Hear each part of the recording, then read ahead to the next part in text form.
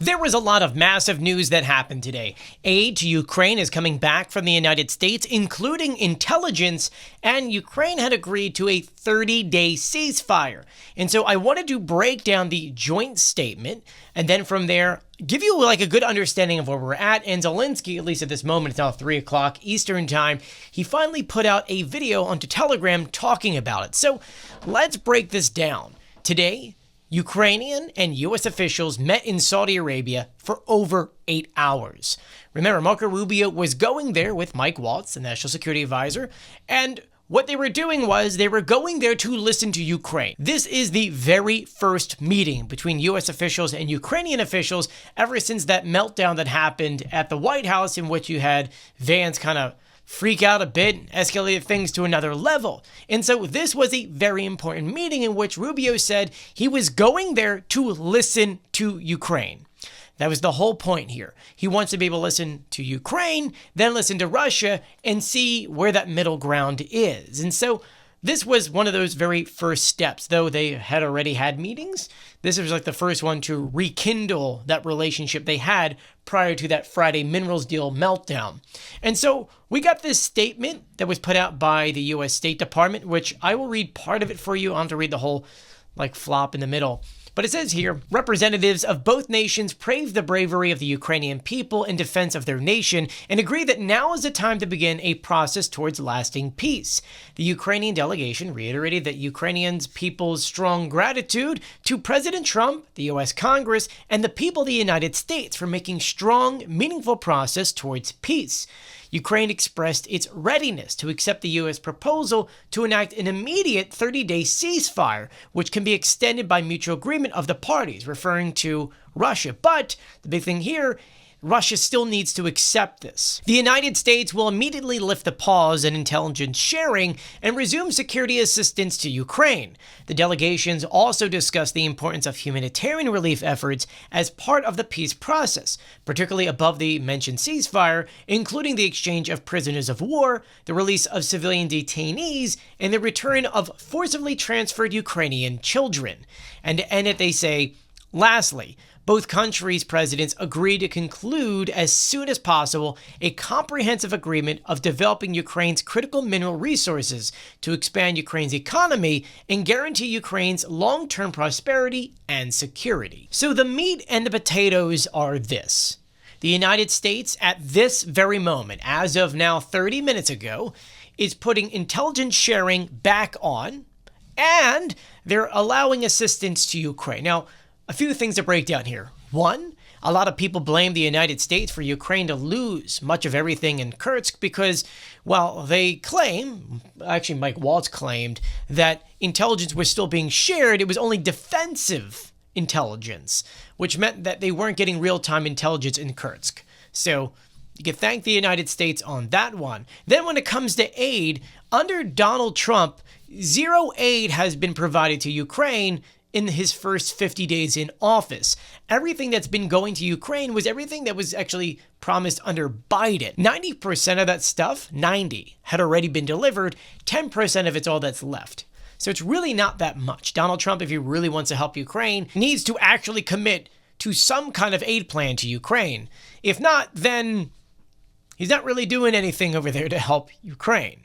Now, when it comes to this ceasefire deal, you may remember that not too long ago, it was about a week ago, Zelensky came up with this idea. Let's do a 1-month ceasefire with Russia. It would be done in two different ways. One, it would be a ceasefire from the air, no drones, no missiles.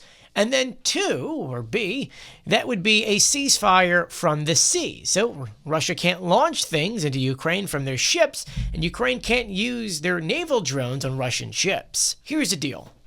The Russian Federation kind of laughed at that and said they would not accept that.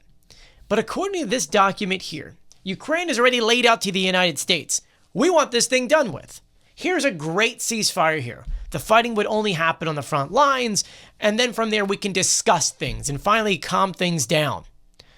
Russia has no intentions to want to calm things down here. They somehow would have to go to Russia and convince them that it's in their right interest, their best interest, to stop doing what they're doing. And unfortunately, in everything we've seen even up till yesterday, the Kremlin still wants everything they ever wanted. They wanted the land, including the land that they don't have. They want Ukraine really not to have a military at all. They can't join NATO. No European peacekeepers. So it's like Russia at this moment doesn't want to give anything up because there is no pressure. Now, last night you may have seen that Ukraine had sent over 300 drones into Russia, and Russia got angry. You know, they started screaming and saying, we're going to send the Orshnik, which is an IRBM, into Ukraine, which they did it once back in November. Didn't really cause much damage, though. But they're using that threat because they're upset that drones went into their airspace, even though every single night Russia does the same thing to Ukraine. So you can see clearly Putin and the Kremlin got a little angry about that attack last night. But once again, it's funny, because they do it every single night. I think last night was 126 drones plus a missile into Ukraine. They've been using more and more drones. Actually, there's been reports that Russia could be using as high as 500 drones in one night. That being said here, it's now the United States' responsibility to bring said ceasefire to Russia and see if they agree. I highly doubt they will, but you know as much as I do. If they don't, that will then work in Ukraine's favor. Because Ukraine says, look, we're willing to play. Here's a ceasefire deal. It's reasonable, right? Russia says no. Well, then guess what? The United States goes, okay, Russia, time for heavy sanctions. That's where we're at this very moment. Now, Zelensky does his nightly speeches, and he already put one online just minutes after this joint announcement came out, in which he says, we are ready to take this step to enact a 30-day ceasefire. The United States must convince Russia to do it. That is, we agree if the Russians agree. The ceasefire will start at that very moment. So let's say that Russia in 25 minutes says, yeah, we'll do this. Ceasefire starts. Now, what's the likelihood? I don't really know at this time. I don't know if the Russian delegation is awake to kind of talk about this stuff, though I'm sure we're going to start hearing from the Russian delegation fairly soon, because this is breaking at this very moment. And I know that Russia has been, we'll just say, eager to respond to what Ukraine did last night. And so they probably have their military up right now. That being said, what does that leave everything when it comes to peace talks, mineral deals? Well, they don't really go into detail about the mineral deal. We just know that it could help the United States and Ukraine at the same time. We don't know if it's 100% back on the table. We don't know if they're restructuring the deal. There's a lot of questions that we don't have answers to. But as soon as we do have answers, I'll be sure to let you know. So please do share my videos. You have no idea how much I appreciate it. We just hit 700,000 followers on TikTok. TikTok could be gone in less than a month. And so I'm building up this channel as much as possible. But if you are still on TikTok, do make sure you are continuing to share my videos and share these videos here on YouTube as well. You can take the link and share it on different platforms. I would greatly appreciate it as we're trying to build this channel. The goal is to get it to 100,000. Obviously, we're like at 26,000 now. I don't know how likely it is to get to that number prior to the TikTok ban taking full effect, but I would greatly appreciate it if we can get there. And overall, thank you for coming to me for your news. You have no idea how much that means to me that you trust me to give you guys the verified information about what exactly is going on. So thank you so much. And if you haven't done so yet, please do subscribe, turn on notifications, and give this video a thumbs up. I'm Joey. Stay safe. See you later.